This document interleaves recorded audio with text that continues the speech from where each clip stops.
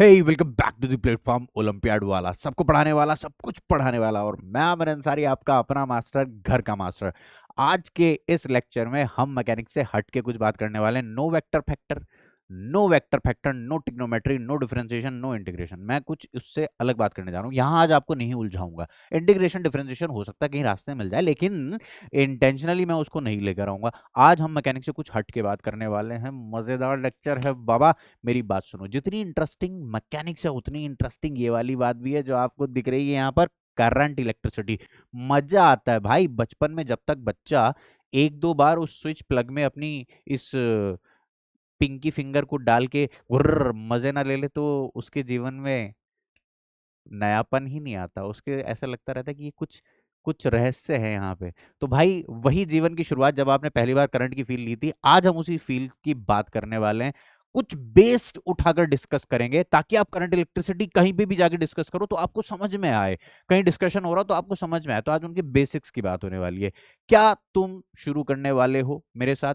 जल्दी से copy pen निकालो, नोट्स बनाने शुरू करते हैं। आज की वीडियो को शुरू करते हैं। करंट इलेक्ट्रिसिटी की बातें करते हैं, चार्ज से जुड़ी बातें करते हैं। लास्ट लेक्चर में हमने कुछ चार्ज से जुड़ी बातें की थी। किससे जुड़ी बातें की थी? चार्ज से जुड़ी बातें की थी। चार्ज के आसपास फैला हुआ जो एक माहौल है उसको डिस्कस किया था। दो चार्जेस के बीच में जो इंटरेक्शन होता है उसको डिस्कस किया था। आज हम उसी चार्ज से एक स्टेप आगे बढ़ के कुछ बात करने वाले हैं। तो जल्दी से कॉपी पेन निकालो, नोट्स बनाने शुरू करो। आज के लेक्चर को शुरू करते हैं। कहाँ गई स्क्रीन? बेटी बेटी स्क्रीन कहाँ जा रही हो? आओ। तो चलो बातें करते हैं। भैया आ जाओ, आज मेरे बच्चे आ जाओ, आ जाओ। अरे आ जाओ, आ जाओ, आ बेटे, आ मुन्ना मेरा ये प्यारा बच्चा। तो भैया ये है पॉइंट चार्ज। ये कौन है? पॉइंट चार्ज की बेटी स्क्रीन कहाँ जा रही हो? ऐसे नखरे नहीं चलेंगे तुम्हारे। हाँ, तो भैया ये चार्ज है बैठा है रेस्ट पर। ये चार्ज बैठा है रेस्ट पर फ्रेंड्स। क्या आप ये फैक्ट पहले से जानते थे? अगर नहीं जानते थे तो प्लीज लाइक शेयर और सब्सक्राइब करें। और भैया ई चार्ज पार्टिकल भागो जा रहा है कांस्टेंट वेलोसिटी से। ध्यान से सुनना मेरी बात, एकदम कन कन खड़े करके, ये कान खड़े करके मेरी बात सुन ली, एकदम अटेंशन। तो ये चार्ज बैठा है रेस्ट पर। ये चार्ज चल रहा है वी वी वी वेलोसिटी से। You know you know you know V velocity से चल रहा है। बाबा इन दोनों में क्या डिफरेंस है? मैंने कहा भाई ये एक रुका हुआ है, एक भागता हुआ है। बच्चा तो यही बोलेगा ना, एक रुका हुआ है एक चलता हुआ है। इसमें क्या बड़ी बात है यार मास्टर? भाई इनके आसपास जो हवाएं हैं, क्या वहां कुछ बदलाव आएगा कि नहीं आएगा? ये सोचने वाली बात है। अब तू कहे मास्टर मेरी आंखों से तो मुझे कुछ दिख नहीं रहा, तू अगर कुछ कह दे तो मैं मान लूं तेरी बात। तो मैं तुमको समझाता हूँ आज एक मजेदार बात। ये चार्ज जो है, जो बैठा हुआ है, हमने लास्ट टाइम इसकी बात करी थी कि चार्ज जब बैठा हुआ होता है तो उसके आसपास एक इन्फ्लुएंसिव रीजन होता है। क्या होता है? इन्फ्लुएंसिव रीजन होता है, जिसमें कोई दूसरा चार्ज पार्टिकल अगर आएगा तो उसे कुछ फोर्स ऑफ इंटरेक्शन मिलेगी। बिना बिना आंख मिलाए फोर्स अप्लाई हो जाएगी। दो चार्ज एक दूसरे के आमने सामने आए या ना आए, अगर इस चार्ज की फील्ड में, इस चार्ज के एरिया में, एरिया ऑफ इन्फ्लुएंस में कोई दूसरा चार्ज पार्टिकल आएगा, भले आंख बंद करके आ रहा हो, लेकिन उसे एक फोर्स मिल जाएगी। तो आंखें मिलें या ना मिलें, असर होना शुरू हो जाएगा। तो उस रीजन को हम क्या कहते थे? Electric field. तो इसके आसपास तो कौन है? Electric field. वाह, कौन है मेरे बच्चे? Electric field. वाह। और ई चार्ज जो चल रहा है, इसके आसपास इलेक्ट्रिक फील्ड वा तो है ही, ऐसा ही कोई रीजन तो है ही। समझना बात को। बे यार स्क्रीन ना, मतलब तुम्हारे ड्रामे बहुत हो रहे हैं। देख लेना फिर। तो भैया इसके आसपास इलेक्ट्रिक फील्ड तो है ही, साथ में कुछ और भी है वहां। ऊ मिली मैग्नेटिक फील्ड। ई तो सिर्फ कौन? Electric field. अब ई के आसपास कछु और भी मिला, ऊ को का कही? Magnetic field. समझे? कुछ ऐसे ही मैंने पिंकी पिंकी सा एरिया बना दिया। ऐसा मत सोच लेना कि वो मैग्नेटिक फील्ड इस डिजाइन की दिखती है, ऐसा मत सोच लेना इलेक्ट्रिक फील्ड डिजाइन की दिखती है। Just a kind of representation, but just a kind of representation that I want to show कि यहाँ पर सिर्फ और सिर्फ इलेक्ट्रिक फील्ड, और यहाँ पर एक इलेक्ट्रिक फील्ड भी और एक मैग्नेटिक फील्ड रीजन भी आ गया। तो भैया साइंटिस्ट लोग पगला गए, ओ भाई साहब, ई इलेक्ट्रिक फील्ड हुआ तो ठीक है, ई कौन है पिंकी पिंकी? उसने कहा भैया नया कुछ नाम दो इसको, तो फिलहाल के तौर पे बस ऐसी बकवास करके तुमको बोल रहा हूँ वो मैग्नेटिक फील्ड है, मैग्नेटिक के नाम से जाना जाने लगा। तो भैया मैग्नेट इलेक्ट्रिक फील्ड की जो हमें सोर्स है वो तो पता लग गई, चार्ज है, और चार्ज रेस्ट पर है तब भी मिल रही है तो चार्ज कहते हैं, लेकिन यहाँ पे तो चार्ज ही है, ऐसा क्या हो गया जो मैग्नेटिक फील्ड मिलने लगी? अब मैग्नेटिक फील्ड का कॉज कौन है? मैग्नेटिक फील्ड तो इफेक्ट है। अरे यार समझे नहीं बात को, दोबारा सुनो। मैं कह रहा हूं इलेक्ट्रिक फील्ड तो इफेक्ट है, और वो इफेक्ट किसका कॉज कॉज कौन है? चार्ज। चार्ज एट रेस्ट, हाँ, और charge in motion then also charge है, तो इलेक्ट्रिक फील्ड है। तो भैया मैग्नेटिक फील्ड जो मिल रही है उसका कॉज कौन है? तो लोगों को, मतलब लोग मतलब वो साइंटिस्ट लोगों को मजबूरन एक फिजिकल क्वांटिटी ऐड करनी पड़ी हमारी जिंदगी में, उस फिजिकल क्वांटिटी का नाम था करंट। इलेक्ट्रिक करंट बेटा, इलेक्ट्रिक करंट। कर कर। तो भैया ये चार्ज पार्टिकल, ये चार्ज पार्टिकल, ये चार्ज पार्टिकल जब किसी वी वेलोसिटी चलने लगेगा तो वहां पर मेरे बच्चे एक और फिजिकल क्वांटिटी जन्म ले लेगी जिसको हम कहेंगे इलेक्ट्रिक।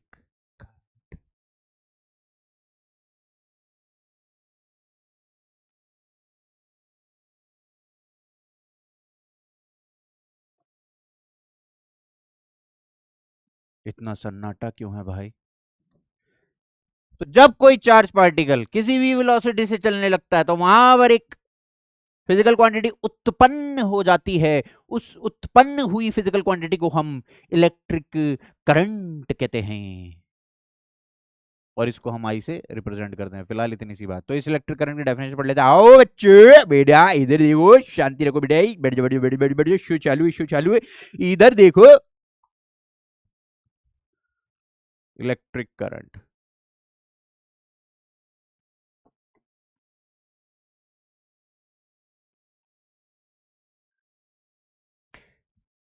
आहा, ओहो, आहा, एहे, हम्म आहा हा, आहा हा। तो कंडक्टर की बात कर रहे हैं बेटा, बालक, शिष्य, बच्चा, कंडक्टर। अब इस कंडक्टर में एक इस पर्टिकुलर पॉइंट को, इस क्रॉस सेक्शन को जितने नंबर ऑफ इलेक्ट्रॉन्स एक सेकंड में पार चार्ज कर जाए, डिलीट डिलीट बैक स्पेस, इस पॉइंट पर जो ये क्रॉस सेक्शन एरिया, मैं इस पाइप को खट से काट दूं तो क्या ये क्रॉस सेक्शन एरिया मिलेगा? मिलेगा। उस पर्टिकुलर क्रॉस सेक्शन से ऐसे काटा परपेंडिकुलर, परपेंडिकुलर, और यहां से अमाउंट ऑफ चार्ज जितना फ्लो कर जाएगा एक सेकंड में, एक सेकंड में इस एरिया ऑफ क्रॉस सेक्शन से नंबर ऑफ इलेक्ट्रॉन्स बोले तो टोटल चार्ज जितना जितना जितना फ्लो कर जाएगा एक सेकंड में, इन 1 second, charge flow in 1 second.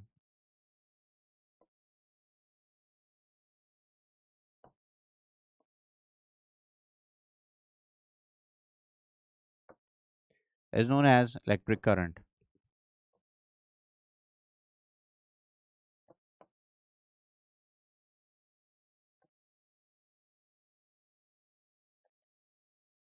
The amount of charge flown through a particular point or particular cross section, the amount of charge flowing per unit time, the amount of charge flown through a particular point or cross section in 1 second is equal to the electric current. Definition से ही बन गई क्या यार? The amount of electric, the amount of charge, the amount of charge, the magnitude of charge flowing per unit time through a particular cross section or particular point, particular cross section कहेंगे normally. क्या कहेंगे कि ये जो area of cross section है, यहाँ से जितना चार्ज फ्लो कर रहा है, ठीक है, डायरेक्शन एकदम परपेंडिकुलर होनी चाहिए, ठीक है, 90 डिग्री। तो इस वाले एरिया ऑफ क्रॉस सेक्शन से ए मीटर स्क्वायर से जितना चार्ज फ्लो कर जाएगा in 1 second, in 1 second, the most important thing is in 1 second, वरना बच्चे सिर्फ एक ही लाइन लट रहे थे, the flow of charge is known as current electricity sir, the flow of charge is known as current electricity sir, the flow of charge is known as current electricity, जो कि बिल्कुल गलत है। The amount of charge flowing through a particular area of cross section perpendicularly in a unit time will give you the value of electric current. बात समझ में आ गई क्या? तो भैया और मैं बकवास नहीं करना चाहता, अगर आपको इतनी बात समझ में आ गई, और इस फिजिकल क्वांटिटी को हम करंट इलेक्ट्रिक करंट कहते हैं, जो कि ऐसे डिफाइन होता है, delta cubed. Oh my God, you screen.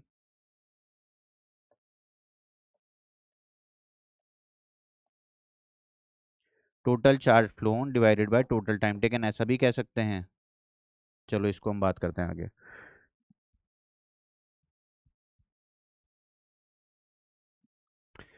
ठीक है बाबा।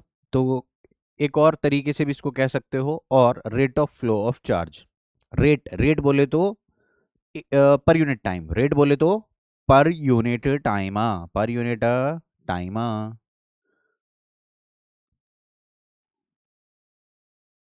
तो यहीं पे लिख देता हूं मैं। और अरे अरे अरे, पगला गए हो बोर्ड बेटा। और rate of flow of charge. हे हे। तो I equal to Q by T. Unit की बात भी यहीं कर लेते हैं। आग लगे दुनिया में, आग लगे दुनिया में, तुम तो बस इधर देखो, मजबूत बच्चा बनना है तुमको।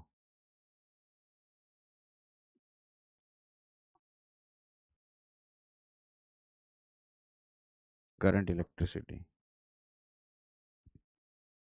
इलेक्ट्रिक करंट, हाँ जी। तो यूनिट की बात भी यहीं कर लेते हैं, यूनिट की बात भी यहीं पर कर लेते हैं फ्रेंड्स। सुन मेरी बात, आई इजिकल टू क्या सुना तुमने भाई?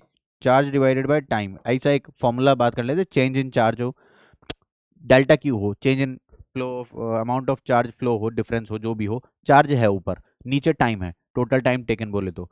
ठीक है। तो बाबा ऊपर यूनिट क्या बनेगी? कूलम। नीचे क्या बनेगी? सेकंड। तो कूलम पर सेकंड। इस कूलम पर सेकंड को कंबाइन करके, जैसे कि हम जैसे कि बहुत सारी चीजें हैं, मास इनटू एक्सेलरेशन को हम फोर्स कह देते हैं, मास केजी, एक्सेलरेशन मीटर पर सेकंड स्क्वायर, और इसको केजी मीटर पर सेकंड स्क्वायर को हम न्यूटन कहते हैं, इसको हम एम्पियर कह देते हैं।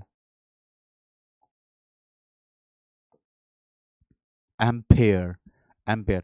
तुमने ऐसी बातें अक्सर सुनी होंगी, 5 एम्पेयर, 4 एम्पेयर, 16 एम्पेयर का सॉकेट है ये, एसी का सॉकेट अलग दिखता है, ये एम्पेयर, एम्पेयर नाम का साइंटिस्ट रहा होगा। छोड़ो परे, हमें क्या करना है यार, नाम है बस एम्पेयर, यूनिट है एम्पेयर, तो ठीक है, जैसे न्यूटन को एक्सेप्ट कर लिया ऐसे एम्पेयर को एक्सेप्ट कर लेंगे। तो राजू मेरे बच्चे, मैं समझ सकता हूं तुझे कि तू 1 एम्पेयर को डिफाइन कर देगा। मैं मैं इतनी तो उम्मीद कर ही सकता हूँ कि तू 1 एम्पेयर को डिफाइन कर देगा। कर देगा कि नहीं? कर दूंगा सर, तो करना बेटा। तो 1 कूलम चार्ज, जब एक particular area of cross section है, जब एक particular area of cross section है, किसी पाइप का एरिया ऑफ क्रॉस सेक्शन है, जब यहां से 1 कूलम चार्ज 1 सेकंड में फ्लो होगा, 1 सेकंड में, 1 सेकंड में, when the amount of charge phloem through particular area of cross section is 1 coulomb in a unit time, तो हम वहां से कहेंगे कि 1 एम्पेयर करंट फ्लो हो रहा है। 1 ampere current is said to be flown through a particular area of cross section if the amount of charge flown through it is 1 coulomb in 1 second। समझ में आई बात? Alrighty then। 1 coulomb charge 1 second में, 1 coulomb charge 1 second में, 1 coulomb charge,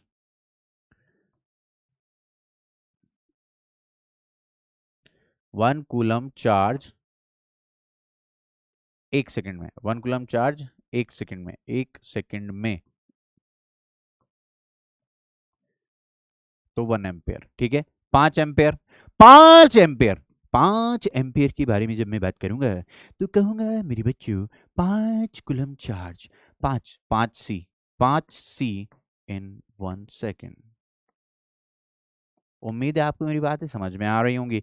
अब मैं तुम्हें यहाँ पर एक बात बताना चाहता हूँ, delta Q by delta T बारे में बात ही करना चाहता हूँ। Delta Q by delta T बेटा, बेटा बेटा, ये हो गई एवरेज करंट। ये कौन होगी? Average current. Delta Q, delta Q by delta T, delta Q charge flow हुआ डेल्टा टी टाइम में, डेल्टा क्यू चार्ज फ्लो हुआ डेल्टा टी टाइम में, डेल्टा क्यू चार्ज फ्लो हुआ डेल्टा टी टाइम में, delta Q charge flow हुआ delta T time में, delta Q charge delta T time. ये average current है। ये क्या है? Average current. लेकिन इसी को मैं थोड़ा सा मेकअप करना चाहता हूँ, और इसका जब मैं थोड़ा सा मेकअप कर दूंगा, जरा देखें, आहा हा हा, I limit delta T tends to zero, delta Q tends to zero, delta T tends to zero, delta T tends to zero, delta t tends to 0 0 0. Okay, okay, okay. Let me introduce the concept of differentiation once again, my buddy. अबे ये वही है dx by dt जो कि velocity हो गया भाई. dx by dt जो वेलोसिटी होता था वही कॉन्सेप्ट में यहां पर भी अप्लाई करूंगा. dq by dt instantaneous current. बजी नहीं. Instantaneous current. ये कौन सी वेलोसिटी होती? Instantaneous velocity. और ये कौन सा करंट? इंस्टेंटेनियस. किसी टाइम t पर एवरेज करंट कैलकुलेट किया जाता है over a particular time interval. किसी एक पर्टिकुलर टाइम रेंज पर कैलकुलेट किया जाने वाला करंट एवरेजली कैलकुलेट किया जाता है. लेकिन किसी पर्टिकुलर इंस्टेंट में जब आप बात कर रहे हैं तो करंट डिफाइन होती है instantaneous current. Hope you are getting the concept बारी. सवाल ये उठता है मेरे बच्चों कि करंट वेक्टर क्वांटिटी है या स्केलर क्वांटिटी है. इसके ऊपर विवाद है. क्या है? विवाद. कुछ लोग टेंसर कह के बच जाते हैं. कुछ लोग इसको कह देते हैं वेक्टर ही है लेकिन बस वेक्टर लॉस को फॉलो नहीं करता है. तो तुम्हारे लिए इस पचड़े में पड़ने की कोई जरूरत है नहीं. वैसे तुम भी इतनी ही बात जितनी बात मैंने कही इतनी बात कह के आगे निकल लेते हो. निकल सकते हो. टेंसर कह देते हैं जो वेक्टर क्वांटिटी हो. ऐसा इसके ऊपर विवाद है. कुछ और बातें भी हैं. मेरे पास समय का अभाव है तो मैं बस इतना ही कहना चाहूंगा. मैं भी इस बात को इतना ही कह के निकलना चाहूंगा कि दो the current is having direction buddy. Though the current is having direction buddy. कि ये जो एक वायर है इसमें करंट इधर फ्लो कर रही है या इधर फ्लो कर रही है ये दो अलग अलग बातें हैं बस. But then also in spite of having direction buddy. Master ये क्या बना रहे हो? पेंट बना रहे हो क्या? पेंट की जिप जैसा. ये वायर्स हैं बालक. नादान बालक. तो in spite of having direction buddy, let's say these two wires, this is wire A, this is wire B, and this is third wire C. A, B, C. So listen to me very carefully buddy. Let's say 3 ampere current is flowing through A wire. Let's say 4 ampere current is flowing through B wire. तो यहां से कितनी जानी चाहिए मेरे बच्चे? Master यहां पर इन दोनों का वेक्टर रिजल्टेंट निकालिए और फिर यहां पर आंसर लिखिए ना. गलत गलत हो जाएगा थोड़ा सा. ये 7 एम्पियर ही मिलती है हमें यहाँ पे. तो ये ऐसा कह देते हैं in spite of having direction the electric current is not following the vector laws of addition. अगर ये वेक्टर वाली फिजिकल क्वांटिटी होती तो यहाँ पर इसका रिजल्टेंट निकल के आता तो वो आगे जाता. जैसे कि यहाँ पे 3 न्यूटन फोर्स लगी हो 4 न्यूटन फोर्स लगी हो इस पर्टिकुलर पॉइंट पर तो उसका मैं रिजल्टेंट लगा के ही कहता कि ये रिजल्टेंट फोर्स है 3 और 4 का रिजल्टेंट. लेकिन ऐसा नहीं है. ठीक है. तो यहां पर मिल रहा है 7 एम्पियर. तो यहां पर इस विवाद को मैं बहुत डिस्कस नहीं करना चाहता. इसलिए मैं अपनी जान बचाकर निकलना चाहता हूं यहां से और आपको ये कहना चाहता हूं कि भैया इसको ना वेक्टर कहो ना स्केलर को. इसको टेंसर कह दो. क्या कह दो इसको? टेंसर. कुछ लोगों ने वीडियोस बना रखे हैं इस पे कि मास्टर टेंसर कह के निकल लेते हैं. अनपढ़ हैं जाहिल हैं. अब मैं क्या करूं यार. मेरे पास वक्त का अभाव है तो मैं भी इसको यही कह के निकलूंगा टेंसर क्वांटिटी. अब तुम मुझे जाहिल कहो या कुछ भी कहो. कभी फुर्सत में मिलो तो मैं इसके ऊपर बात कर सकता हूँ. लेकिन फिलहाल मैं क्या कहूंगा it is a tensor quantity. Hope you are getting the concept बारी. हाँ. Tensor quantity. कुछ जो मेरे नोने नोने से बच्चे होंगे मासूम मासूम से जो टेंसर पहली बार सुन रहे होंगे तो मैं उनके लिए बस इतनी बात कह देना चाहता हूँ कि एक ऐसी वेक्टर क्वांटिटी मतलब एक ऐसी क्वांटिटी जिसके पास डायरेक्शन तो हो लेकिन वो वेक्टर लॉज ऑफ एडिशन को फॉलो ना करती हो. एक डायरेक्शन तो हो लेकिन वो वेक्टर वाले लॉज ऑफ एडिशन को फॉलो ना करती है. उसको मैं टेंसर क्वांटिटी कह देता हूँ. ठीक है. स्केलर भी कह के बात चल सकती है. It doesn't matter. अगर तुम इस बात को ज्यादा ताव ना दो. डायरेक्शन है डायरेक्शन है तब भी है तो स्केलर कह के भी वो अपनी जिंदगी आगे खींच सकते हैं. कोई दिक्कत नहीं है. ये अलजेब्रिक एडिशन फॉलो करता है. ठीक है. Electric current follows algebraic addition. Electric current follows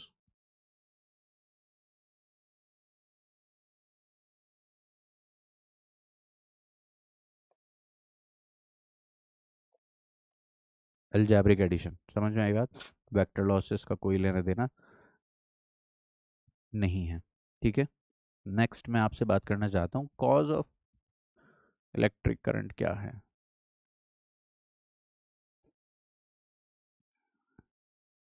cause of electric current से पहले यहाँ पर एक पॉइंट था जिसको हाँ हाँ हाँ हाँ हाँ हाँ हो लिख ही देते हैं, जंक्शन लॉ कहते हैं उसको।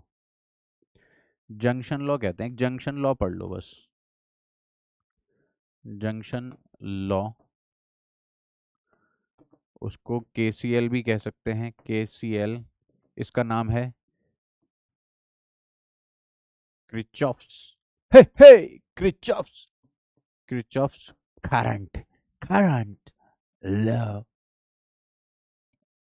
Kirchhoff's current law. Junction law, Kirchhoff's current law. एक बात ये पढ़ लेते हैं बाबा, बुरा न मानो, बुरा न मानो बात मानो।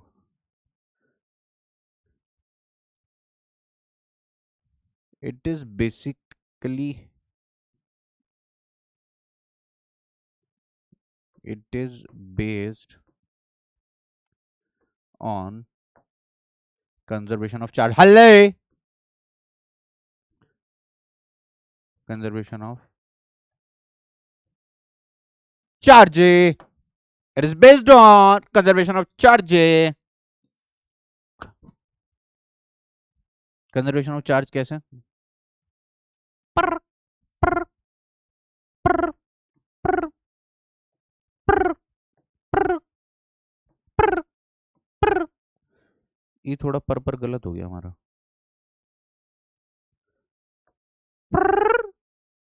अभी ठीक हुआ है।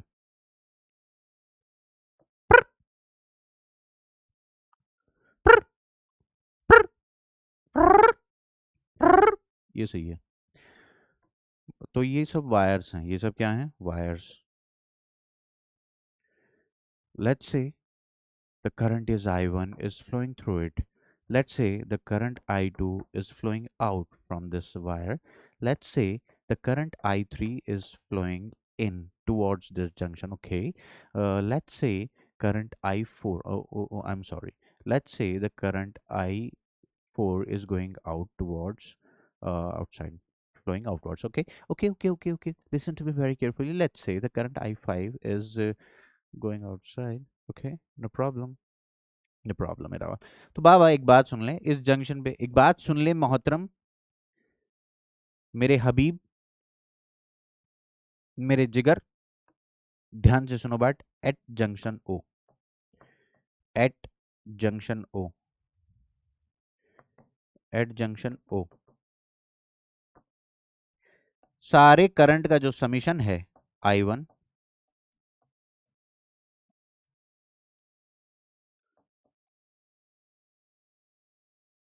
summation of all charges, summation of all currents is zero, is zero।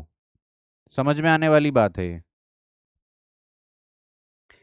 तो सबका समीशन क्या हो रहा है भैया? जीरो हो रहा है। मतलब कोई सी भी करंट है, कहीं से भी आ रही है, जा रही है, कुछ भी है, एट जंक्शन ओ सब करंट्स का जो समीशन है वो जीरो हो रहा है। लेकिन यहां पर एक कंडीशन है, कंडीशन इज, कंडीशन क्या है? Condition, put current with sign, put current with sign. Sir sign कैसे? अगर एंटरिंग हो रही है तो उसको नेगेटिव लिखा जाए और लीविंग को पॉजिटिव लिखा जाए। साइन कन्वेंशन ये है, entering will be taken as negative, leaving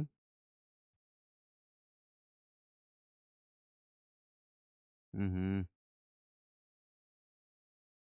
leaving will be taken as positive। बस इस बात के चलते अगर आपने थोड़ी बहुत सावधानी बरत ली तो सवाल गलत हो ही नहीं सकता। एग्जाम्पल भी करके दिखा देते हैं, क्या ही बात है।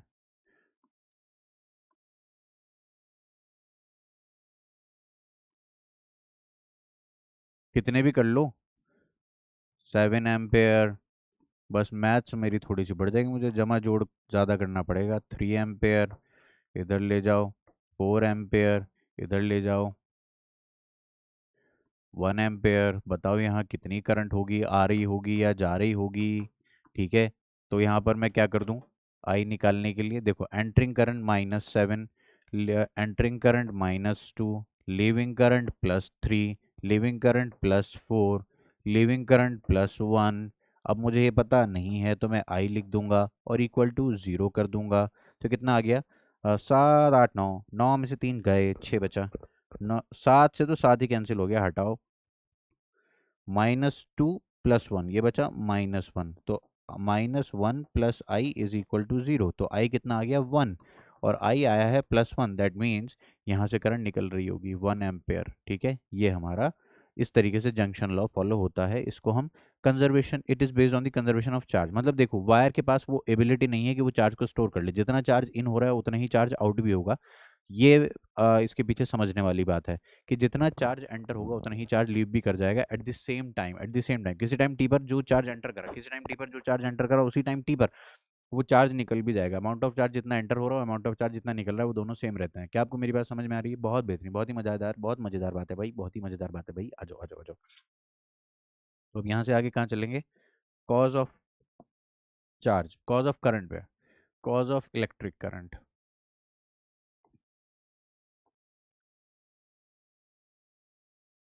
Cause of electric current.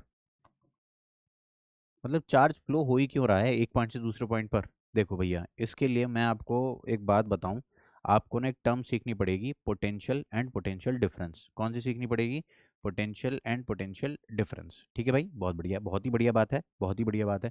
Cause of electric current समझने के लिए आपको पहले पढ़ना पड़ेगा, एक टर्म पढ़नी पड़ेगी, पोटेंशियल एट अ पॉइंट। क्या पढ़ना पड़ेगा, पोटेंशियल एट अ पॉइंट। ठीक है, potential, electric potential, electric potential. मुझे एक बात बताओ, एक छोटा बच्चा है, इस बच्चे की मर्जी के बगैर तुम काम करना शुरू करो, ये छोटा बच्चा है, ठीक है, इस बच्चे की मर्जी के बगैर तुम इसे स्कूल ले जाओ, ठीक है, गुस्सा इसको बढ़ जाएगा, थोड़ा सा ड्रामे करना शुरू कर देगा। ठीक है, फिर तुम इसकी मर्जी के बगैर इसकी नापसंद का खाना बना दो, मतलब सब कुछ इसके अगेंस्ट ही चल रहा है। तो धीरे धीरे भरता जाएगा ना, भरता जाएगा, भरता जाएगा, और फिर जो फटक के रोएगा एकदम, फिर नहीं रुक पाएगा। इसका बच्चा हो या आदमी हो, कोई भी हो, तुम उसके against against against against against, वो एकदम ऐसा है कि जैसे कि एक जो होता है ना धनुष, तीर, खींच रहे हो खींच रहे हो खींच रहे हो खींच रहे हो खींच रहे हो, फिर छूटता है तो बहुत दूर तक जाता है। ऐसा स्प्रिंग को दबा रहे हो दबा रहे हो दबा रहे हो दबा रहे हो दबा रहे हो, फिर जब वो रिबाउंड करेगा तो बढ़िया रिबाउंड करेगा, ऐसे हाथ हटाओगे तो बहुत दूर तक जाएगा। तो कुछ ऐसी ही बात है यहाँ पर भी, मैं तुम्हें समझाऊं कि भाई बात कुछ ऐसी है कि एक चार्ज यहाँ पर फिक्स रखा हुआ है, एक चार्ज यहाँ पर क्या रखा हुआ है, फिक्स रखा हुआ है। अब यहाँ से इतनी दूरी पर हम एक बात ऐसी करते हैं कि इन्फिनिटी पर बैठे इस चार्ज को, इन्फिनिटी पर बैठे इस 1 कूलम चार्ज को, जो कि ये 1 कूलम चार्ज इसको नहीं जानता। अब तुम इसको पकड़ के लाओ, इसको पकड़ के लाओ, ये +1 कूलम चार्ज है, वो भी प्लस है, इसको तुम ऐसे खींच के लाओ, ऐसे आई, आई, आई, आई। वो कह रहे भाई रिपल्शन लग रहा है मुझे, मैं नहीं जाना चाहता। हमने कहा चल फट फट फट फट, जबरदस्ती हम ले ही आए और ला के उसको यहाँ पर +1 कूलम चार्ज को हमने यहाँ पर रख दिया। अब ये +1 कूलम चार्ज एकदम ऐसे भरा बैठा है, ऐसे भरा बैठा है, ठीक है, और ये किसने भरा इसके अंदर, तुमने। किसने भरा इसके अंदर, तुमने भरा है, ठीक है, और तुम इसको बहुत धीरे धीरे ले आए, बहुत धीरे धीरे, बहुत धीरे धीरे। तो भैया यहाँ तक लाने में तुमने कुछ एनर्जी खर्च की होगी, एनर्जी खर्च की होगी, ऐसे खींच के लाने, चट चट। तो जो तुमने वर्क डन किया है, जो इसको 1 कूलम चार्ज को यहाँ से यहाँ तक लाने में जो वर्क डन किया है, वर्क डन इन ब्रिंगिंग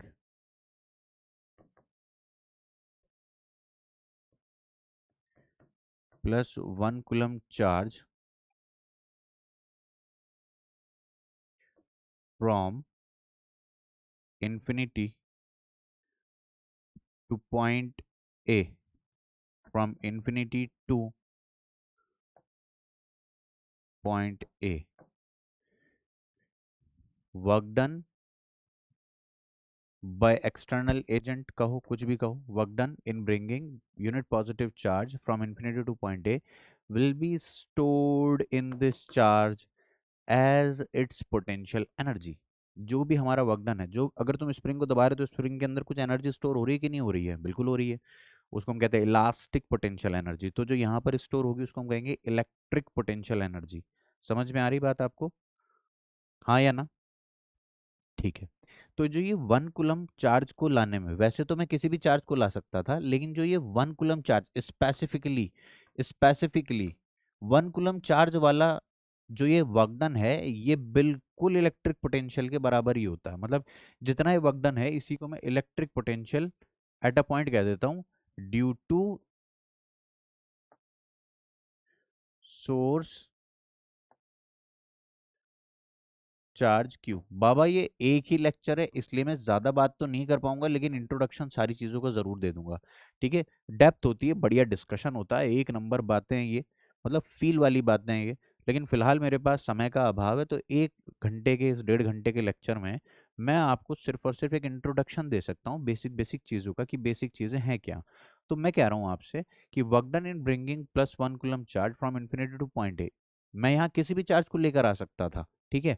वो वर्क डन इस वाले चार्ज की पोटेंशियल एनर्जी कहलाता है। लेकिन अगर मैं +1 कूलम चार्ज को लेकर आ रहा हूं, तो वही वर्क डन इस पॉइंट का पोटेंशियल कहलाता है। ठीक है। समझ लेते हैं कैसे। तो मैं यहाँ पर पोटेंशियल एट पॉइंट है, इसको भैया V से रिप्रेजेंट करते हैं। पोटेंशियल को रिप्रेजेंट करते हैं हम V से। किससे रिप्रेजेंट करते हैं? V से। पोटेंशियल एट पॉइंट ए की बात है, ये किसकी बात है? Potential, electric potential at point A. Electric potential eight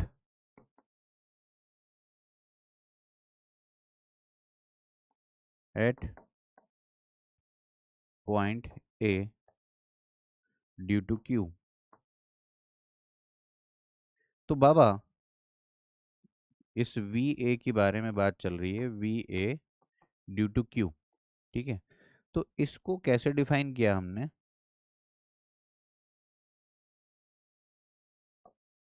इसको कैसे डिफाइन किया हमने? मैथमेटिकली। मैथमेटिकली वर्क डन, इसी बात को दोबारा उठा के मैं यहाँ पे लिख देता हूँ। Work done in bringing unit positive charge from infinity to point A. From infinity to point ए। समझे आप? अगर मैं यहाँ पर, ये वैसे वर्क डन है, ये वर्क डन है, कौन है ये? Work done. लेकिन इसको मैं पर यूनिट चार्ज डिफाइन कर रहा हूँ। पर कूलम चार्ज मतलब पर कूलम जो वर्क डन हुआ। अगर मैं यहाँ पर कोई और सा चार्ज लेकर आता, फॉर एग्जांपल मैं यहाँ पे कह दूँ कि कोई क्यू नॉट चार्ज लेकर आया, तो मैं यहाँ पर क्यू नॉट से डिवाइड कर देता, तो मेरे पास क्या आ जाता? Work done per unit charge. क्या आ जाता? Work done per unit charge, मतलब यूनिटरी बात चल रही है, वर्क डन पर। अब क्यू नॉट से क्यू नॉट कैंसिल ही हो गया, मतलब अभी मैं फॉर्मूलाज आपको नहीं दे रहा हूँ, बस इतना बता रहा हूँ कि क्यू नॉट से क्यू नॉट का इफेक्ट हम पर यूनिट चार्ज निकाल ले, जो टोटल वर्क डन है ये पर यूनिट पर कुलम निकालना चाहता हूँ, तो मैं यहाँ पे क्या लिख दूँ? Work done per unit charge. Work done per unit charge.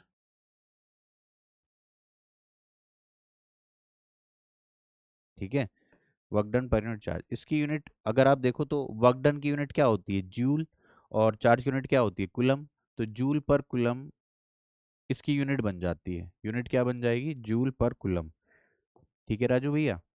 Potential at point ए की यूनिट, पोटेंशियल की unit, potential unit of electric potential, unit of electric potential is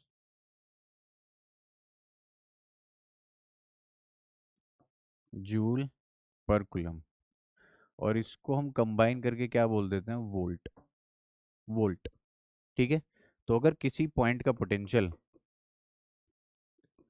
example 1 volt के लिए क्या होगा? 1 वोल्ट को डिफाइन करना है। Define 1 volt. Define 1 volt at a point. Potential हमेशा किसी पॉइंट के लिए डिफाइन होता है, पोटेंशियल हमेशा किसी पॉइंट के लिए डिफाइन होता है। Defined for a point, defined for a electric potential at a point, defined for a point, ये कभी किसी चार्ज के लिए डिफाइन नहीं होता। जो ये टोटल वर्क डन होगा ना क्यू नॉट को लाने में, ये क्यू नॉट के अंदर उसकी इलेक्ट्रोस्टैटिक पोटेंशियल एनर्जी बन के स्टोर हो जाएगा। और अगर मैं उसको चार्ज से डिवाइड कर दूंगा तो ये पोटेंशियल बन जाएगा उस पॉइंट का जहां तक आप लेकर गए। उम्मीद है आपको मेरी बात इतनी समझ में आ रही होगी। ठीक है, तो अब अगर मैं आपसे कहूं कि 1 वोल्ट को डिफाइन करते हैं, 1 वोल्ट एट अ पॉइंट को डिफाइन करते हैं, आओ। तो इसको क्या होगा कि 1 joule amount of work, 1 joule amount of work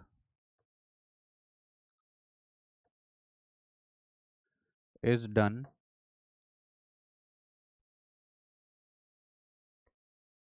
in bringing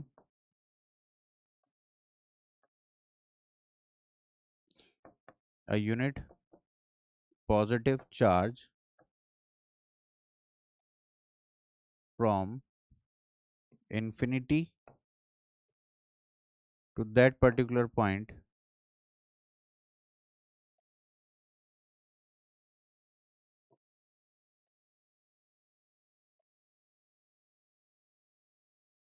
with a very constant velocity, with a very नहीं, with a constant velocity, with constant velocity। Sir इसका क्या मतलब है constant velocity क्यों?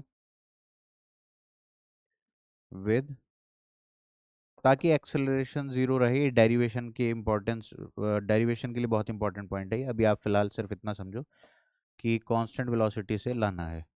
ठीक है, with constant velocity.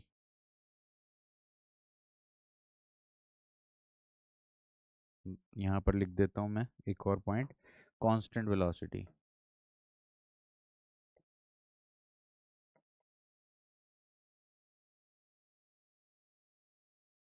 Constant velocity के साथ। ठीक है भैया, तो ये है ये 1 वोल्ट की डेफिनेशन। ऐसे ही 5 वोल्ट हो तो इन्फिनिटी से वहां तक लाने में कितना वर्क डन करना पड़ा होगा? 5 जूल का, 5 joule at point P, at point B. तो इससे आप क्या समझ सकते हो कि पॉइंट पी पर, अब ये कोई चार्ज क्यू है कहाँ है हमें नहीं पता, बस पॉइंट पी का पोटेंशियल अगर 5 वोल्ट है, अगर पॉइंट पी का पोटेंशियल 5 वोल्ट है, तो इसका मतलब यहाँ इन्फिनिटी से कहीं, इन्फिनिटी से कहीं 1 कूलम चार्ज को उठाकर लाने में, 1 कूलम चार्ज को उठाकर लाने में जो वर्क डन लगा होगा वो 5 जूल का लगा होगा, 5 जूल का, 5 जूल का। ठीक है, 5 जूल का वर्क किसको लाने में, 5 जूल का वर्क लगा होगा, 5 जूल का वर्क लगा होगा 1 कूलम चार्ज को,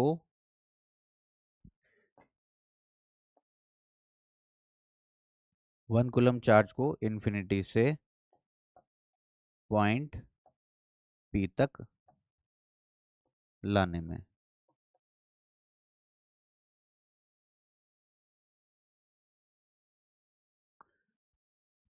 समझ में आई बात?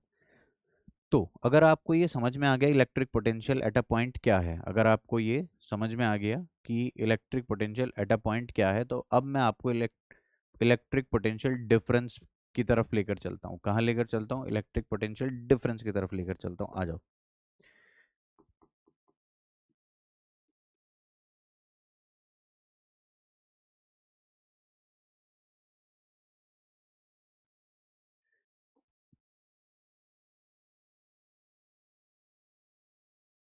Potential difference between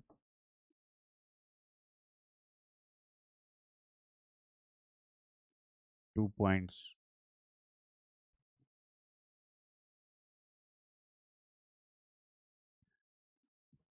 electric potential difference between two points.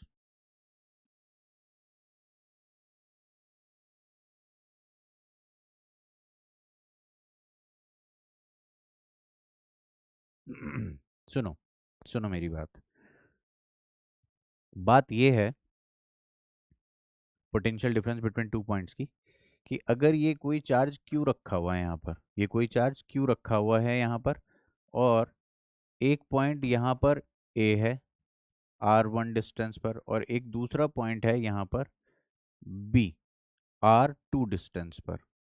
ठीक है राजू भैया। तो अब मुझे ए और बी के बीच में पोटेंशियल डिफरेंस निकालना है। Potential at point A minus potential at point B लिखना है, मान लो ऐसा करना है। तो ये क्या हो गया, electric potential difference between two points. तो अभी मैंने आपको पोटेंशियल, इलेक्ट्रिक पोटेंशियल किसी पॉइंट पर कैसे लिखते हैं ये समझाया। अभी मैंने आपको ये बताया कि किसी पॉइंट पर इलेक्ट्रिक पोटेंशियल कैसे लिखा जाता है। तो अब इसको कैसे समझें, तो इसको ऐसे समझें कि +1 कूलम चार्ज को ए तक लाने में जो वर्क डन लगा, और +1 कूलम चार्ज को अगर बी तक लाते तो वर्क डन जो लगता, तो इसको मैं वर्क डन 1 कह देता हूँ, इसको मैं वर्क डन 2 कह देता हूँ। तो बेसिकली ये वर्क डन जो इन्फिनिटी से ए तक लाने में हुआ, माइनस जो वर्क डन इन्फिनिटी से बी तक लाने में हुआ। ये बिल्कुल ऐसी ही बात है कि आप इसको ऐसे समझ सकते हो कि भाई मैं कोटा रहता हूँ फिलहाल, तो कोटा से मैं जा रहा हूँ दिल्ली। ठीक है, और ये कोटा से मान लेते हैं, और क्या मान लो, दिल्ली से आगे मान लो कि ये गुड़गांव है। ठीक है, तो मैं भैया कोटा वासी दिल्ली जाना एक बार दिल्ली जाना चाहता हूँ, एक बार गुड़गांव जाना चाहता हूँ। फिर कोई मुझसे पूछता है कि दिल्ली से गुड़गांव तक का किराया कितना लगेगा, तो मैंने कहा भाई दिल्ली तक का इतना है, गुड़गांव तक का इतना है कोटा से, तो इनका डिफरेंस ले लो तो आपको दिल्ली से गुड़गांव का मिल जाएगा। बात समझ में आई क्या? एक यूनिटरी मेथड से अगर हम चलें, कोई एक्स्ट्रा फैक्टर्स हम ना लगाएं, तो जितना दिल्ली तक जाने में लगा वो पैसा, जितना गुड़गांव तक जाने में लगा वो पैसा, उनका डिफरेंस ले लो तो कौन सा पैसा आएगा, दिल्ली से गुड़गांव जाने का।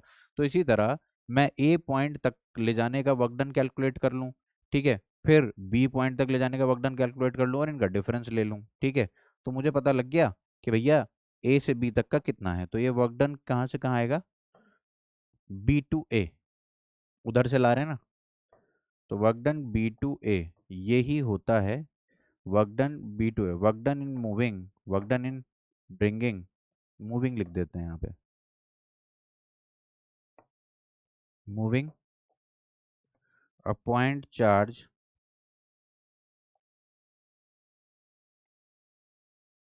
From point B, unit positive charge लिख दो, unit charge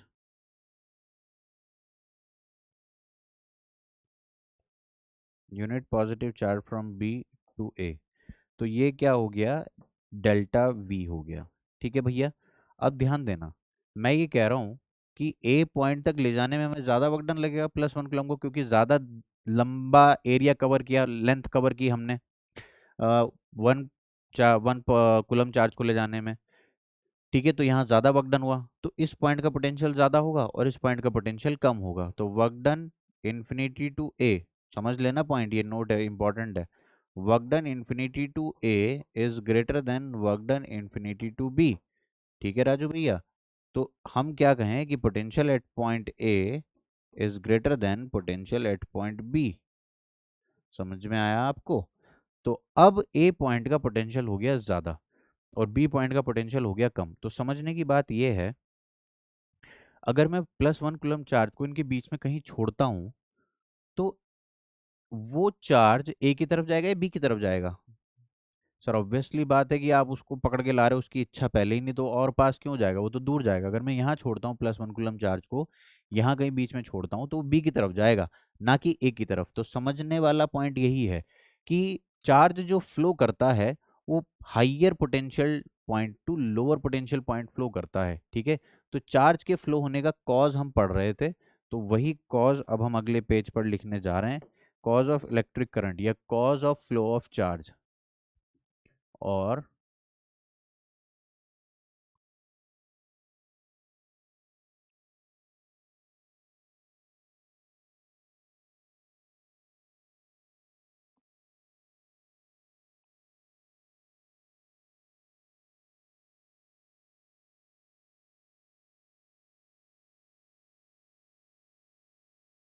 cause of flow of charge.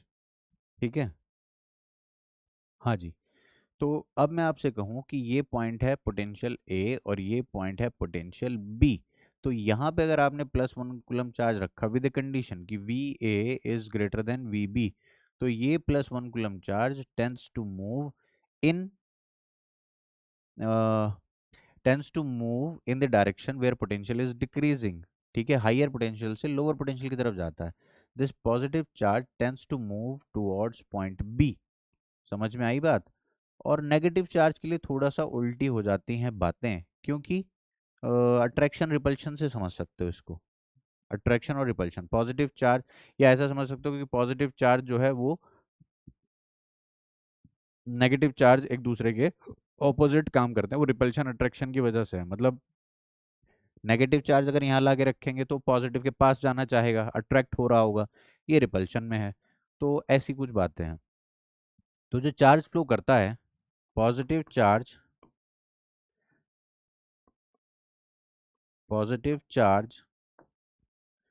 Tends to move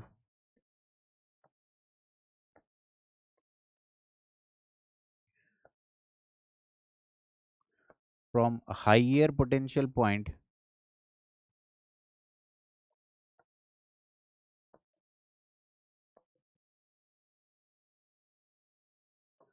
to lower potential point.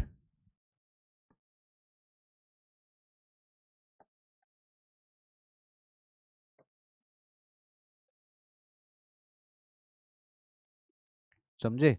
इसको मैं ऐसे भी कह सकता हूँ कि हवा जो होती है, एयर कहाँ से कहाँ फ्लो करती है, high pressure to low pressure, high pressure to low pressure. और ठीक है, एयर की टेंडेंसी क्या है, high pressure to low pressure. ठीक है, हीट की टेंडेंसी क्या है, हीट एनर्जी कहाँ से कहाँ फ्लो करती है, हाइयर टेम्परेचर टू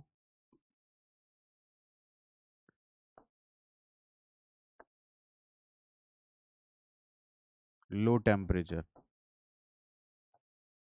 ठीक है, और हवा हो गई, हीट हो गई, पानी, वाटर,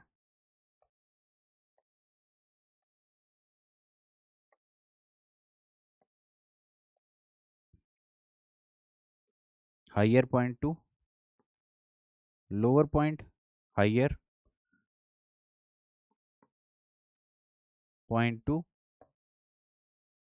लोअर पॉइंट। इसी तरह जो चार्ज है ना, जिस तरीके से आपको ये 3 एग्जाम्पल एकदम समझ में आते हैं, इसी तरह जो करंट है ना वो भी ऐसा ही है, चार्ज जो है वो भी ऐसा ही है, बस वो higher potential point to lower potential point flow करता है। और नेगेटिव चार्ज कहाँ से कहाँ फ्लो करता है, तो पॉजिटिव चार्ज। अब इसके बाद लिख सकते हैं हम ये पॉइंट यहाँ पे।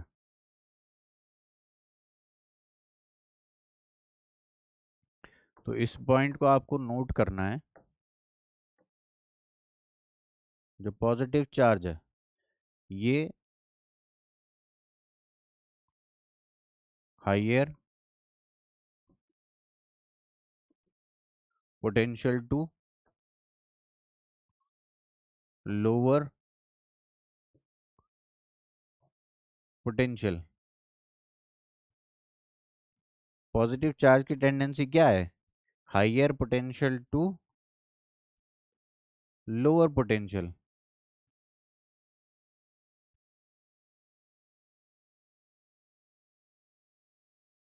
और वहीं नेगेटिव चार्ज की टेंडेंसी क्या है,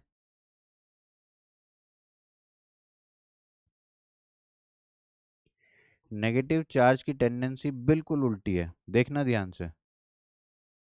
नेगेटिव चार्ज की टेंडेंसी बिल्कुल उल्टी है, वो लोअर पोटेंशियल टेंडेंसी है बस ये। अब ये क्यों होता है, अट्रैक्शन और रिपल्शन, यही बेसिक कॉज है इसके। अट्रैक्शन और रिपल्शन की वजह से ऐसा होता है। उम्मीद है आपको मेरी बात समझ में आई होगी।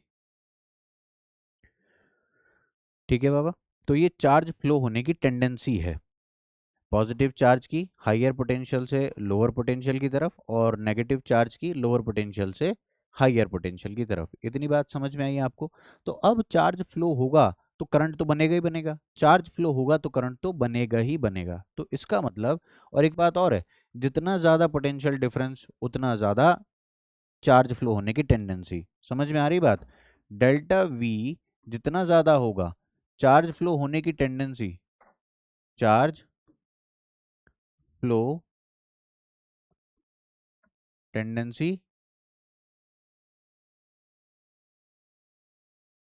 Of charge flow, tendency of charge flow increases. ठीक है, टेंडेंसी ऑफ चार्ज फ्लो अगर बढ़ गई तो भैया amount of charge, amount of charge phloem per unit time या पर सेकंड इंक्रीजेस, तो करंट इंक्रीज कर जाएगा। समझ में आई बात? तो भैया मैं तो इतना समझ रहा हूं कि करंट का और इस डेल्टा वी का आपस में कोई डायरेक्ट रिश्ता है। करंट का और इस डेल्टा वी का आपस में कोई डायरेक्ट रिश्ता है। अब समझ जाओ तुम क्या है बात ये। ठीक है, और इस बात को सबसे पहले पकड़ लिया था ओम भैया ने। ओम, ओम भैया ने पकड़ ली थी इस बात को कि जब ऐसी ऐसी बातें हो रही तो इनका आपस में कोई रिश्ता बनाना चाहिए। तो भैया उसने बात पकड़ी कि पोटेंशियल डिफरेंस या current flowing through a particular conductor, किसी कंडक्टर से फ्लो कर रहा है चार्ज, तो इस कंडक्टर के इधर अगर पोटेंशियल ए है और इधर पोटेंशियल बी है, तो इस कंडक्टर से जो चार्ज फ्लो होगा यूनिट टाइम में पर सेकंड वो डायरेक्टली प्रोपोर्शनल है डेल्टा वी के। ओ भाई साहब भाई साहब भाई साहब, ये बात अब जब उसने पकड़ ली तो बस अपने नाम से छाप दी। कहे ओम्स लॉ के नाम से पढ़ो इसे, मैं तो नहीं, मैं नहीं मानता, वरना मैं डिलीट कर दूंगा, फिर खुद बनाते रहना अपनी थ्योरी। तो ओम्स लॉ के फिर नाम से ये बात छप गई कि amount of current flowing through a particular conductor is directly proportional to the electric potential difference applied across the conductor. उस कंडक्टर के अक्रॉस जो पोटेंशियल डिफरेंस होगा उसी की वजह से ये चार्ज फ्लो होता है, और जितना ज़्यादा पोटेंशियल डिफरेंस उतना ज़्यादा चार्ज। ठीक है, तो इसको ओम्स लॉ से पढ़ते हैं। ओम्स लॉ क्या है भैया, अब इसकी बात कर लेते हैं। ओम्स लॉ क्या कह रहा भैया, अभी बस जो बात बोली डेल्टा वी, अब इसको डेल्टा वी यहाँ प्रोपोर्शनैलिटी हटानी है और कोई कांस्टेंट लगाना है। समझ में आई बात? तो मैंने कोई कांस्टेंट लगा दिया के। ठीक है, जिसको हम क्या कहते हैं, कंडक्टेंस।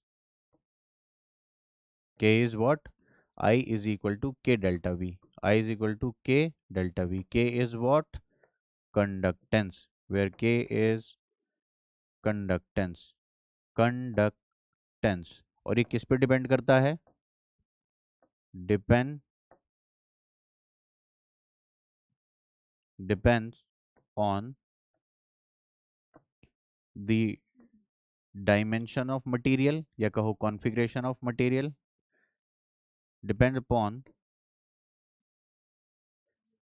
ज्योमेट्री एंड, वाह यार रबर तो बीच में कहाँ आ जाती है, and nature of material conductor. थोड़ा सा और मॉडिफाई कर दें, मॉडिफाई, डेल्टा वी को इधर ही छोड़ दो, डेल्टा वी को इधर ही छोड़ दो, आई के नीचे के ले जाओ। तो भैया मैं इसको एक और तरीके से लिख देता हूं, I R is equal to delta V. अब ये आर कौन हो गया, R is resistance, this R is equal to resistance, conductance का उल्टा रेजिस्टेंस, कंडक्टेंस का उल्टा रेजिस्टेंस। थोड़ी देर सोच लो इसको पॉज करके। Conductance, ability of a conductor to conduct, resistance, ability of a conductor to resist the flow of charge. Ability को define करता है, ठीक है, या amount of resistance offered by the conductor to the flow of charges, उसको हम कहते हैं रेजिस्टेंस। और ये कंडक्टेंस को इसके रिवर्स में डिफाइन कर लेते हैं कि कितनी आसानी प्रोवाइड कर रहा है कंडक्टर की चार्ज उसके अंदर से फ्लो हो जाए। तो इस टोटल आसानी को हम इंग्लिश में क्या टर्म दे रहे हैं, कंडक्टेंस। और यहाँ पे टोटल अवरोधकपन, समझ रहे हो, ऑपोजिशन जितना नेट ऑपोजिशन प्रोड्यूस कर देगा कंडक्टर चार्ज के फ्लो होने को में, उसको हम क्या कह देते हैं, रेजिस्टेंस ऑफ कंडक्टर। तो कुल मिलाकर ये आ गया फाइनल ओम्स लॉ आपके लिए, जो आपको याद रखना है, delta V is equal to I R. तो किसी भी कंडक्टर के क्रॉस जो पोटेंशियल डिफरेंस लगा होगा, मान लीजिए मैं यहाँ पर, अच्छा ये एक बैटरी की बात है, फिलहाल बैटरी का नाम ना लेते हुए मैं तो बस ये कह देता हूँ कि यहाँ पर मैंने +10 वोल्ट बनाया, और यहाँ पर मैंने इस वाले पॉइंट को, इस एंड ए को, इस एंड बी को मैंने ऐसा कर दिया कि यहाँ पर +12 वोल्ट लगा दिया और यहाँ पर +2 वोल्ट लगा दिया। अब यहाँ से कितना करंट फ्लो होगा, ठीक है, ऐसी कुछ बात है। तो ये करंट इस बात पे डिपेंड करता है कि ये जो कंडक्टर आपने लिया इसका रेजिस्टेंस क्या है। फिलहाल अगर मैं आपको कह दूं कि वो रेजिस्टेंस आर है, तो आप क्या कहोगे, पोटेंशियल डिफरेंस कितना आ रहा है, 10 वोल्ट का आ रहा है पोटेंशियल डिफरेंस। के क्या था, के और आर में क्या रिश्ता आ रहा था, अगर आप देखो यहाँ से, के और आर एक दूसरे के इनवर्सली प्रोपोर्शनल थे। इसको अगर के ना कह के मैं जी कह दूं, आपको बुरा तो नहीं लगेगा। वैसे तो ये कांस्टेंट है, लेकिन किताबों में इसको किसी जी से ही रिप्रेजेंट करते हैं, ये स्टैंडर्ड बना रखा उन्होंने, सब किताबों ने मिलके अपनी बात तय कर ली कि भाई जी बोले तो कंडक्टेंस, तो ये प्रोपोर्शनलिटी कांस्टेंट के तौर पे मैंने लगाया, इस जी को मैं कंडक्टेंस बोल रहा हूँ। और जी और आर आपस में एक दूसरे के रेसिप्रोकल हैं, जी और आर एक दूसरे के क्या हैं, रेसिप्रोकल। समझ में आ गई बात आपको, मर जाओ। खैर, तो यहाँ पर मैंने क्या कहा कि divided by R, divided by R. इस रेजिस्टेंस के बारे में थोड़ा सा डिस्कशन अभी करेंगे, आपको समझ में आएगी बातें। और तो भैया ये करंट ऐसे मिल जाता है। अब ये आर की वैल्यू अगर और पता लग जाए तो हम एग्जैक्ट करंट की वैल्यू निकाल लें, क्या कहते हो। तो रेजिस्टेंस तक पहुंचने के लिए हमने सीढ़ियां तो बना ली, अब रेजिस्टेंस क्या है उसको देखते हैं। रेजिस्टेंस तक तो हम पहुंच ही गए, ठीक है, अब रेजिस्टेंस को देखते हैं कि रेजिस्टेंस टू कौन है। आओ एक रेजिस्टेंस को डिस्कस कर लेते हैं। रेजिस्टेंस, मैं आपसे ये बात पूछूं कि ये जो कंडक्टर है, सबसे पहले तो मैं आपको इसका फिजिकली मीनिंग समझाता हूँ, फिजिकली कॉज क्या है इसका रेजिस्टेंस होने का, किसी कंडक्टर में रेजिस्टेंस का मतलब क्या है, क्या दिक्कत होती है उसे भाई, इन सज्जन को क्या तकलीफ है भाई, है ना।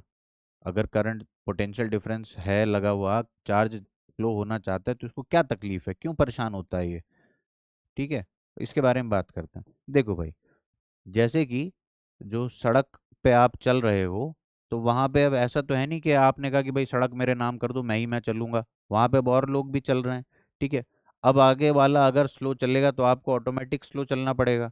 अब आप घर से निकले, स्कूल को जा रहे थे या सिनेमा जा रहे थे, कहीं जा रहे थे जहाँ भी, कैफे वैफे, तो भैया वहां तक पहुंचने में आपको देरी क्यों हुई, कि भाई सड़क पे ट्रैफिक था, सड़क पे कुछ था जो मुझे रोक रहा था चलने से, मैं तो चलना चाहता था, मैं तो वूम वूम भी कर रहा था, लेकिन सामने वाला हट ही नहीं रहा, मैं क्या करूँ, उसे उड़ा दूं, मर जाऊं, क्या करूं। तो कुछ ऐसी चीजें, दिक्कतें यहाँ इलेक्ट्रॉन जो फ्लो हो रहे हैं उनके सामने भी आ जाती हैं। एक इलेक्ट्रॉन दूसरे इलेक्ट्रॉन से, या वहां पे अब ऐसा तो है नहीं कि भाई यहाँ पे खुला ही हवा एकदम स्पेस है, लो अपने रॉकेट में बैठो और निकल लो, ऐसा वैसा तो मामला है नहीं यहाँ पे। तो यहाँ पे एटम्स भी बैठे हुए हैं जिन्होंने अपने अपने इलेक्ट्रॉन को दान दिया है। तो यहाँ पे कौन बैठे हुए हैं, कैटायंस बैठे हुए हैं, बेसिकली ऐसा समझ लो। कंडक्टर की बात चल रही है ना, अब ये तो मैं नहीं समझाना चाहता अभी कि यहाँ पर कंडक्टर में ये ऐसा क्यों बना रहा हूँ। इतना मैं मान रहा हूँ कि आपको पता ही होगा कि कंडक्टर है तो एटम ने अपने अपने इलेक्ट्रॉन दान दे रखे हैं, मतलब यहाँ पे इलेक्ट्रॉन का एक समंदर सा है, तैर रहे हैं यहाँ पे इलेक्ट्रॉन, लेकिन फ्लो नहीं कर पा रहे हैं। तो तुमने क्या कहा, लो मोटिवेशन की कमी है, लो मोटिवेशन लो, +10 वोल्ट दो, और इसको क्या दो, प्लस का 2 वोल्ट, तो 8 वोल्ट का पोटेंशियल डिफरेंस आ गया। अब भागना चाहेगा ये पॉजिटिव, भागना चाहेंगे, लेकिन ये बेचारे फंसे बैठे हैं। ये कैसे बैठे हैं, फंसे हुए बैठे हैं भैया, ठीक है। एल्युमिनियम की अगर बात करूं या कॉपर की बात करूं, कॉपर एटम थोड़ी निकल निकल के भागने लगेंगे, वो तो जमे हुए हैं बेचारे। तो इलेक्ट्रॉन ने कहा कि पापा आप तो नहीं जा पा रहे हो, आप तो फंसे बैठे हो, तो हम चलें, हम चलें हैं, हम चलें, अच्छा। तो ये फ्री थे, ये बेचारे इलेक्ट्रॉन जो हैं ये फ्री थे। अब इन्हीं की संभावनाएं हैं फ्लो होने की। तो इलेक्ट्रॉन लोअर पोटेंशियल से हायर पोटेंशियल की तरफ जाता है और पॉजिटिव कहाँ से कहाँ जाता है, हायर टू लोअर। तो ये जो बेचारे इलेक्ट्रॉन हैं, ये यहाँ से जब फ्लो के निकल रहे थे तो जितनी आसानी से ये तीर मैंने बना दिया, इतनी आसानी इनकी जिंदगी होती नहीं। ये भी बिल्कुल तुम्हारी जिंदगी से ही, या ये कहूँ कि तुम्हारी जिंदगी इनसे प्रभावित है, कि यहाँ पे भी बेचारे टक्कर देने के लिए ये बैठे हुए हैं। कौन भला, कॉपर के एटम। तो इतनी आसान जिंदगी होती नहीं। अब ये यहाँ आता है, टक्कर मार देता है इसको, इसकी एनर्जी हो जाती है खत्म, या इसकी एनर्जी लूज हो जाती है, मुझे ऐसा कहना चाहिए। फिर ये अपनी जिंदगी को फिर दोबारा तराशता है, यहाँ से इस रास्ते निकलता है तो फिर टक्कर मिल जाती है, फिर इस रास्ते निकलता है। ये सफेद में सफेद, पता नहीं लग रहा होगा आपको। अब देखो यहाँ आया, टक्कर खाली, ऐसे गया ऐसे गया, रास्ता निकाल ही ले रहा है। मतलब मोटिवेशन है ना इस पोटेंशियल डिफरेंस का, ठीक है, निकल ही आया। तो देखो आसान रास्ता नहीं है, रिट्रेस नहीं गया, वापस नहीं गया, गया तो आगे की डायरेक्शन में, लेकिन टक्कर खा खा के। तो जो टक्कर से टक्कर चल रही है भाई, तो ये रेजिस्टेंस का कारण है, ठीक है। कई बार इलेक्ट्रॉन ही आपस में टकरा जाएंगे चलते चलते, फिर ऐसे संभलते हैं, तो ऐसे चलती है बात, ऐसे गए, फिर ऐसे संभल के फिर इधर के, फिर ऐसे, तो ऐसे ही चलता रहता है। तो इलेक्ट्रॉन जो टक्कर टक्कर टक्कर चल रहा है मामला, इसमें जो एनर्जी का लॉस हो रहा है। अब हमने कहा, हे कंडक्टर, ये एनर्जी लॉस क्यों हो रही है?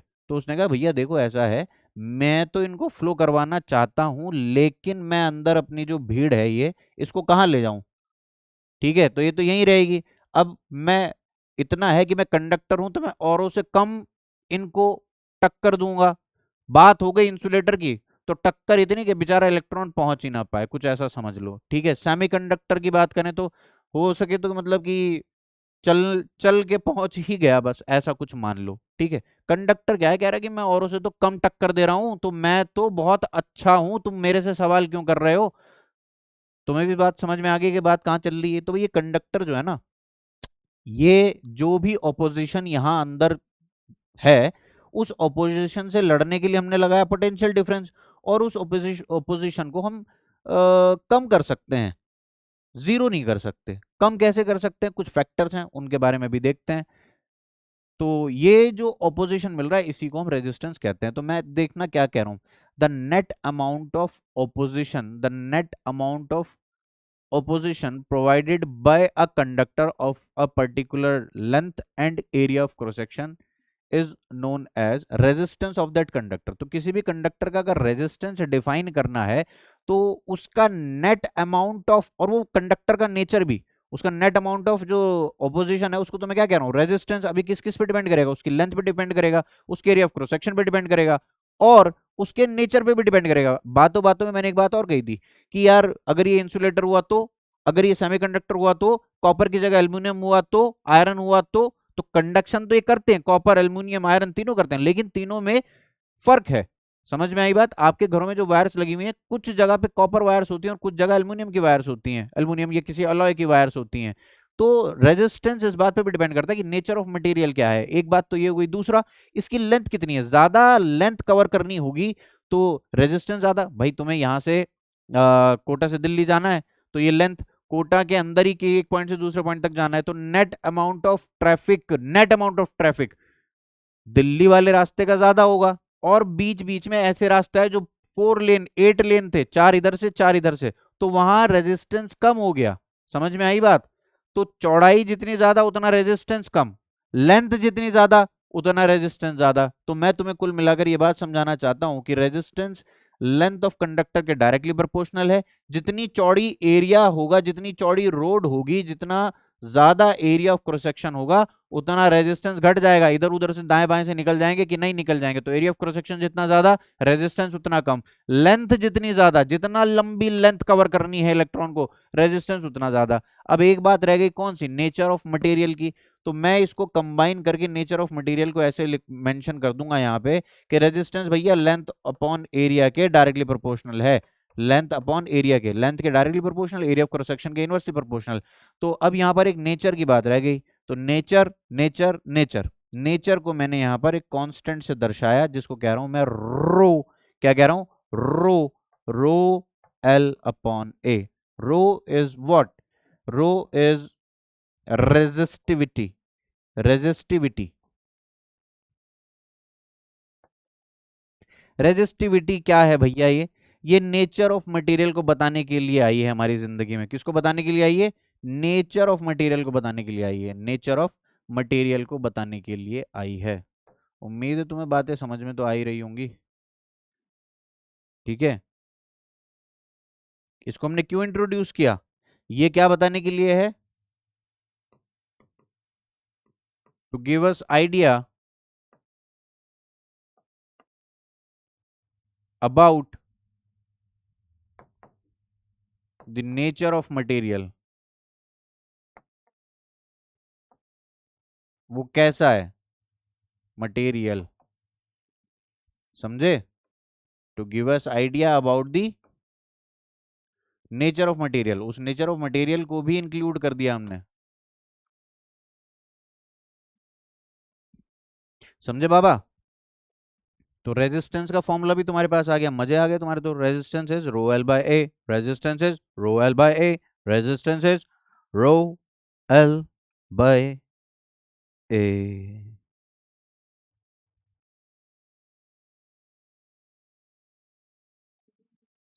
अच्छा, सोचने वाली बात एक ये है कि तुम कहो कि यार रेजिस्टेंस क्यों, ये तो गंदी चीज है, मतलब होनी ही नहीं चाहिए रेजिस्टेंस, मतलब वेस्टेज, हटाओ इसको, ये हमारी एनर्जी को खा रहा है, बैटरी की एनर्जी को खा रहा है, करंट को फ्लो नहीं होने दे रहा है। तो ऐसा नहीं है, ये हमारे बहुत काम की चीज भी है। मतलब इसकी इसी एबिलिटी को, जो ये चार्जेस को अपोज करता है, इसी एबिलिटी को हमने अपने फायदे के लिए इस्तेमाल कर लिया। कैसे इस्तेमाल कर लिया सुनो। तो इस ब्रांच से ये करंट आ रहा था मान लो। अब यहाँ पे मैंने इस करंट को ड्रॉ कर लिया, बाहर निकाल लिया, मतलब मुझे इसी करंट का काम था, मैंने इसको कर लिया। लेकिन मुझे इस ब्रांच में जो करंट जा रहा है, ये वाला करंट मुझे कम चाहिए, मुझे इसे डिक्रीज करना है इस वाले करंट को। अरे यार, मर जाओ। इस वाले करंट को मुझे क्या, आई टू को डिक्रीज करना है, आई वन को इंक्रीज करना है। अगर ये ऐसे भी है तो ऐसा होता कि पीछे से आई आ रहा है, मान लो आप तो को कि आधा आधा बट गया, लेकिन मुझे इस आधे बटने में भी यहाँ करंट ज्यादा चाहिए, यहाँ कम चाहिए। तो मैं क्या करूंगा, मैं यहाँ पर एक रेजिस्टेंस ऐड कर दूंगा भैया। एक रेजिस्टेंस यहाँ पर ऐड करने से यहाँ पर करंट डिक्रीज हो जाएगा और यहाँ ऑटोमेटिकली करंट इंक्रीज हो जाएगा। कि करंट पीछे से जो आ रहा है वो इन दोनों के सम के बराबर होगा। ये बात किसने बताई? कॉन्टिन्यूटी वाली इक्वेशन ने, केसीएल ने, जिसमें सारे करंट ऐड होके जीरो आता है एक जंक्शन पे। तो यहाँ पर भी जितना करंट पीछे से आ रहा है, इन पर सेकंड, आउट पर सेकंड। लेकिन भैया यहाँ पर अगर आउट में आपने कम कर दिया तो बच जाएगा कहाँ? पीछे से तो आ ही रहा है, तो बचा रास्ता ये।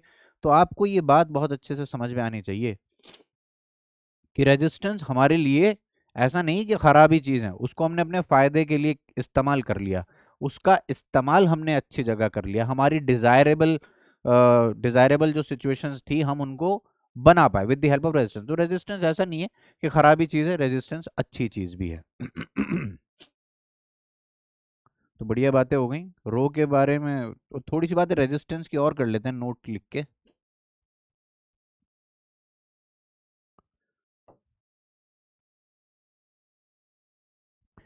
Resistance,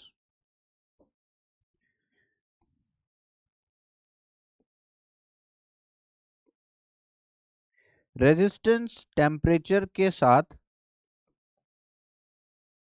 resistance increases with increase in temperature.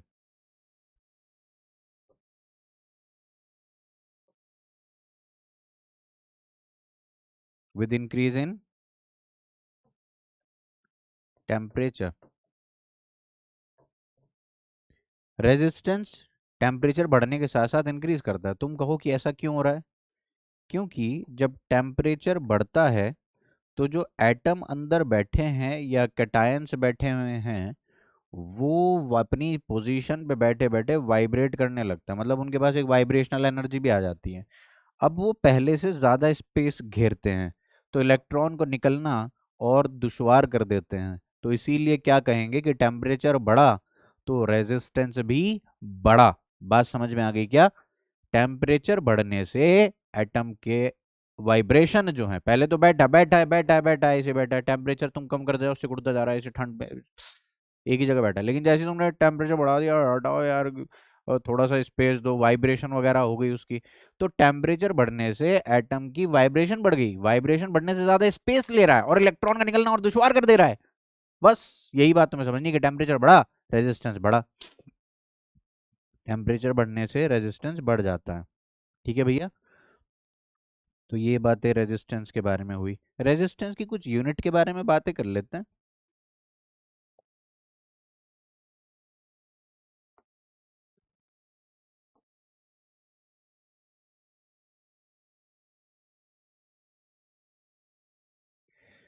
देखो भाई,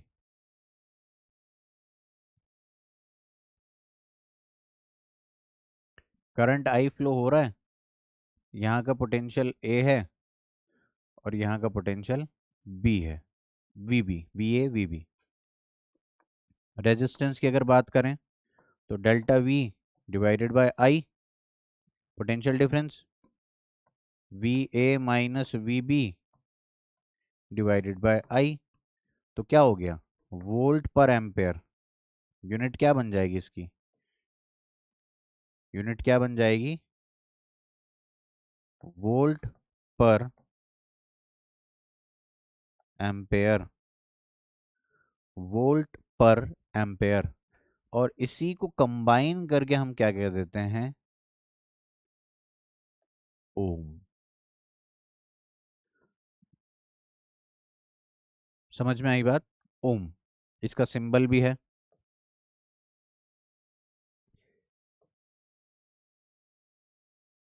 ओमेगा ई है ये किसी और लैंग्वेज में। ठीक है, इटैलिक्स ग्रीक्स चलते हैं ना। तो ओम, ओम का सिंबल है ये। तो अब कहीं पे अगर अब ऐसे लिखा हो, वन ओम को डिफाइन करो आप, मतलब कहीं पे आपसे बात हो गई कि वन ओम को डिफाइन करो, वन ओम, तो क्या है कि भैया किसी कंडक्टर का रेजिस्टेंस वन ओम कब कहलाएगा, जब आप 1 वोल्ट का, 1 वोल्ट का पोटेंशियल डिफरेंस अप्लाई करो और उस कंडक्टर में 1 एम्पेयर का करंट फ्लो होने लग जाए। समझ में आई बात, किसी कंडक्टर के क्रॉस आपने पोटेंशियल डिफरेंस 1 वोल्ट का डेवलप किया, 1 वोल्ट का पोटेंशियल डिफरेंस 10 वोल्ट, और यहाँ पर क्या है 9 वोल्ट। तो यहाँ से जो करंट जाएगा अगर वो 1 एम्पेयर है तो इसका रेजिस्टेंस 1 ओम कहलाएगा। समझ में आ रही बात आपको। ठीक है, तो 1 ओम की डेफिनेशन ये हो गई। व्हेन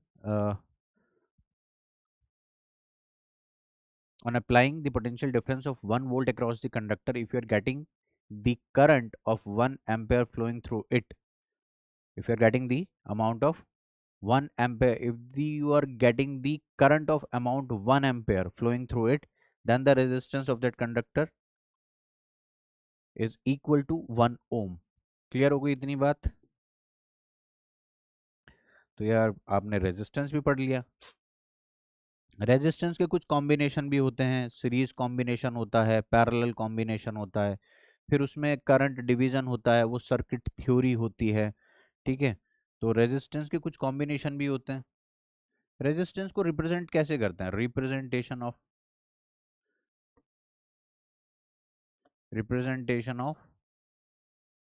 रेजिस्टेंस, इसको ना हम ऐसे रिप्रेजेंट करते हैं, किसी कंडक्टर का जो रेजिस्टेंस होता है उसको हम ऐसे रिप्रेजेंट कर देते हैं।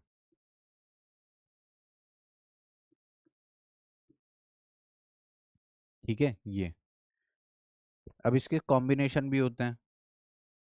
कॉम्बिनेशन कैसे, कि आपने एक कंडक्टर के साथ एक और कंडक्टर जोड़ दिया, ये ए बी कंडक्टर है और ये कोई आगे सी डी कंडक्टर है, तो उसका रेजिस्टेंस आपने यहाँ पे ऐसे दिखा दिया सी डी। तो ये दो कॉम्बिनेशन, ये कॉम्बिनेशन है दो रेजिस्टेंस का, जिसको हम क्या कहते हैं, सीरीज कॉम्बिनेशन, सीरीज कॉम्बिनेशन। और एक क्या होता है, पैरेलल कॉम्बिनेशन।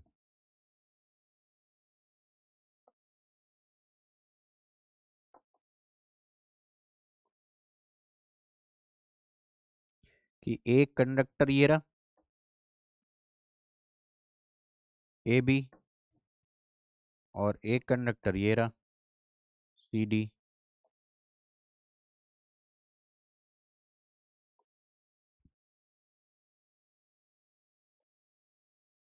तो इनको आपने कनेक्ट कर दिया, तो ये कैसे हो गए, पैरेलल में कनेक्टेड माने जाएंगे। अब इनको कैसे रिप्रेजेंट करें, ये रहा आपका ऊपर वाला कंडक्टर जिसका रेजिस्टेंस हमने ऐसे रिप्रेजेंट किया, R1 या RAB।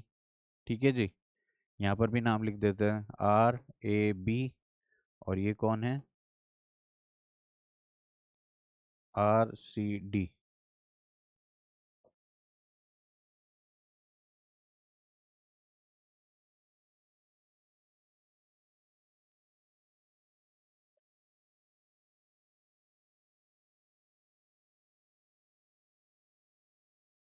RAB RCD।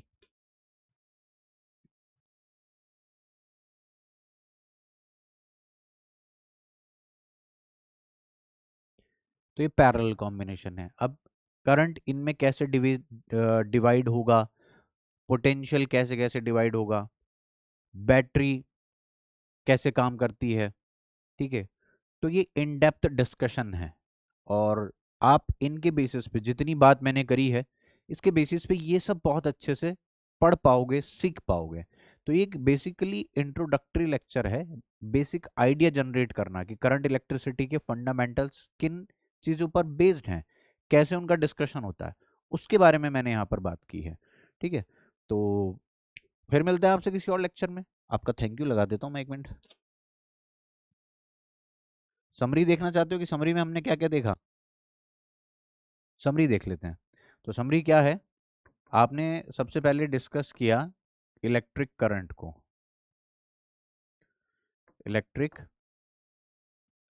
करंट इसका डिस्कशन किया आपने, cause of current, cause of electric current discuss किया, कॉज ऑफ इलेक्ट्रिक करंट ये क्या था, ये तो क्या था भैया, जितना चार्ज फ्लो हो रहा है किसी particular area of cross section से किसी डेल्टा टी टाइम में, वो दे देगा आपको ये क्या है, cause of potential difference, cause of electric current is potential difference, potential difference. फिर आपने क्या सीखा, पोटेंशियल क्या होता है, पोटेंशियल पोटेंशियल पोटेंशियल, तो ये क्या था, work done, work done 1 coulomb charge के लिए किया हुआ, ठीक है, किसी पॉइंट पी तक लाने में। और ये क्या था, एक पोटेंशियल डिफरेंस था, पोटेंशियल डिफरेंस क्या था, पोटेंशियल डिफरेंस अगर ए पॉइंट और बी पॉइंट के बीच की बात हो रही है, तो ऐसा कुछ कह सकते हैं, ए से बी तक ले जाने में जो वर्क डन लगा, तो ये V B minus V A होगा। फिर इसके बाद आपने क्या डिस्कस किया, रेजिस्टेंस।